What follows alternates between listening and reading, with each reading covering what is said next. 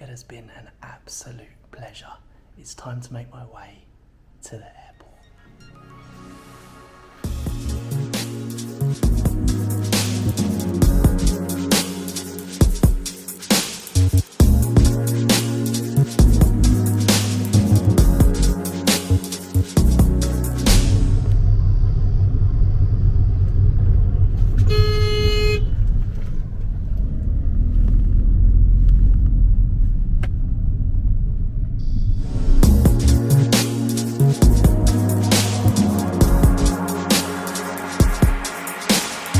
My watch, 7 minutes. 7 minutes from my hotel to the airport.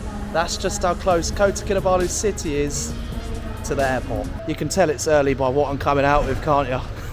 Here we are.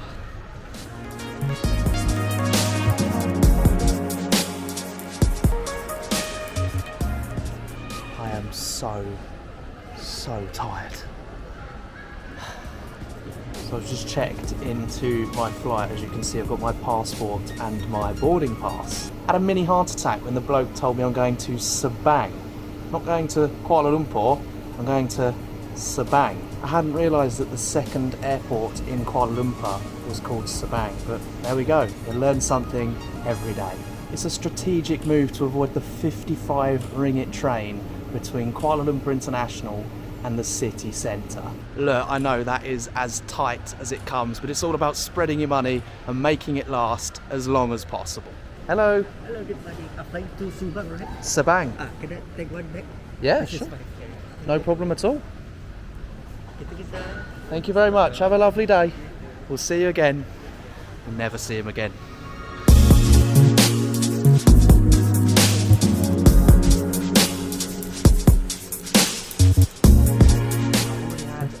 McDonald's this morning, so it would probably be unwise to get a Burger King, wouldn't it? I don't know what it is, but I'm sure I'm not the only one. Whenever I'm travelling, I'm absolutely starving. I'm going to look for a healthier option. The last thing I need before boarding is a heart attack.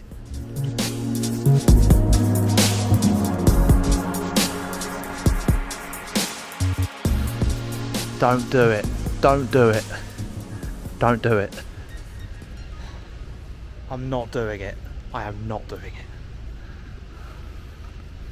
9 ringgit for a bottle of Volvic. But that's something that the UK and Malaysia have in common.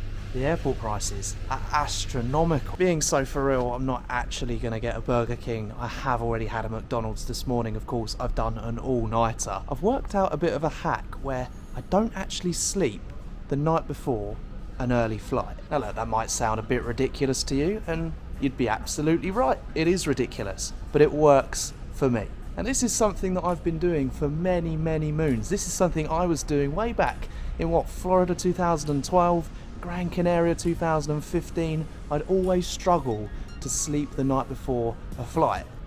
So I just stopped. When you get an early flight at 6 a.m, 7 a.m, sometimes even as early as 5 a.m, by not sleeping the night before, it means you can save that sleep for the plane. That in turn makes the flight go much quicker. You fall asleep as soon as you take off and you wake up as you're coming into land, and then hopefully you'd have some energy for the day ahead. I did this a few weeks ago when I travelled from Manila in the Philippines to Kuala Lumpur, where I'm going today, and it worked. It definitely worked. But when I got to Kuala Lumpur, I crashed out. I was so tired. I guess my travelling at the moment is a little bit different to when I was travelling way back in 2015 when I was, a 13-year-old boy. At 13 years old, you can go 3 nights without barely batting an eyelid, but of course at my age, at the ripe old age of 23, it catches up with you.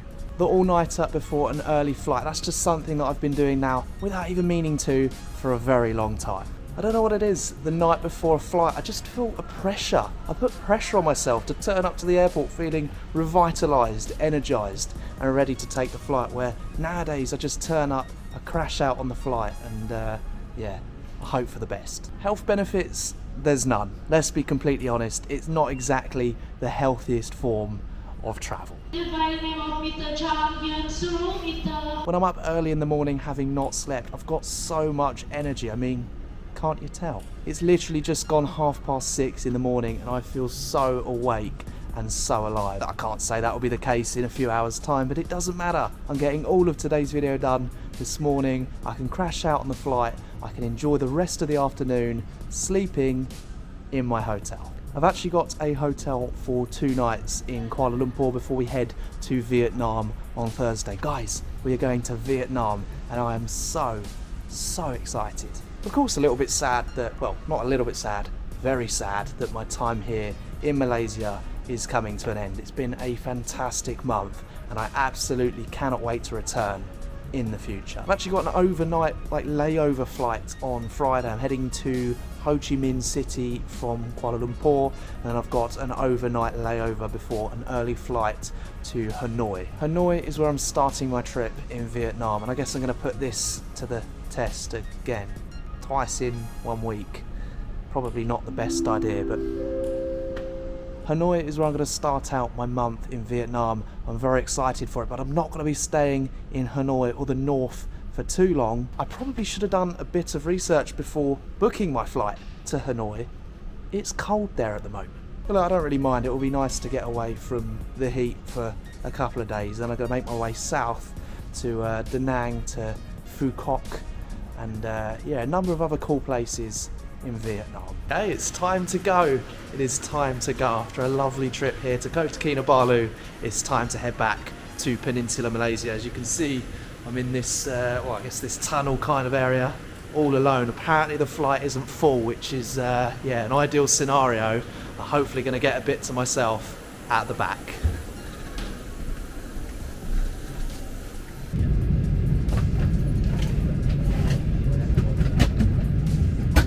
This is an ideal scenario. That's what we like.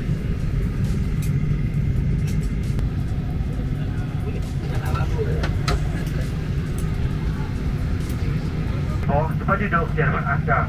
Pastikan tiada barang halangan di tempat duduk di bahagian hadapan dan di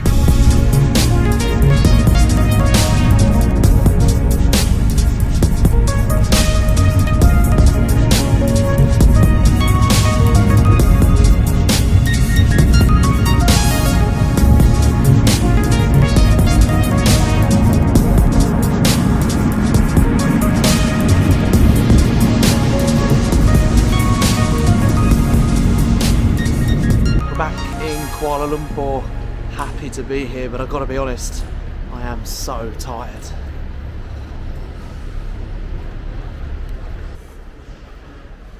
Now, I knew this airport was smaller. I didn't realise it would be literally 2 carousels in the arrivals hall, but here we are. We are here, we are through, and yeah, gotta go get a grab, head to the hotel.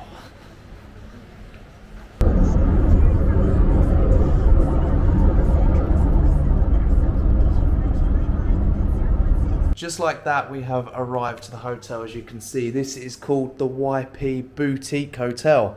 And even though I actually only booked and paid for a single bed, they've given me a double, which, as I said, I'm absolutely not going to complain about. So, come through here, we've got an ensuite bathroom, which is nice. We've got obviously a shower, a walk-in shower.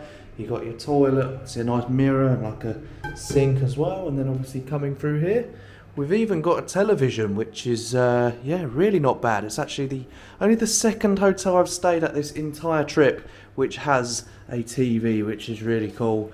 And you've got like a nice area to hang some clothes and, most importantly, a air conditioning as well.